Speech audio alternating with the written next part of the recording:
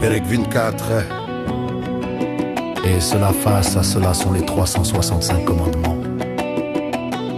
De ne pas faire de la Torah et tous les interdits des sages, puisque du moment qu'ils sont contre sa volonté et sa sagesse, béni soit-il, et leur opposé absolu, ils sont séparés de son unicité, et de son unité, béni soit-il, par la séparation ultime absolument comme l'autre côté. Et les Corses, appelés idolâtrie et dieux étrangers, à cause de l'occultation de la face de la volonté supérieure, comme mentionné précédemment. Et ainsi les trois vêtements de l'âme de l'écorce de Noga qui est en Israël, qui sont la pensée, la parole, et l'action, habillés dans les 365 commandements de ne pas faire, de la Torah, et des sages. Et ainsi l'essence de l'âme elle-même habillée dans ses vêtements, tous sont unis réellement dans l'autre côté. Et cette écorce appelée idolâtrie. Et non seulement cela, mais ils sont annulés, second guerre à elle. Et pire et plus bas qu'elle beaucoup, car elle n'est pas habillée dans un corps matériel. Et elle connaît son maître, et elle ne se rebelle pas contre lui pour accomplir son action, par l'envoi de ses anges mauvais sans la mission du Dieu. Béni soit-il. Et comme la parole de Balaam, je ne pourrai pas transgresser la bouche de l'Éternel, etc. Et bien qu'elle soit appelée idolâtrie, voici qu'il l'appelle le Dieu des dieux.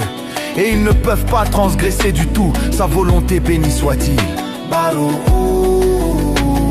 ils savent et saisissent qu'il est leur vitalité, leur existence, qu'ils puissent de l'aspect de l'arrière, de la volonté supérieure. Béni soit-il,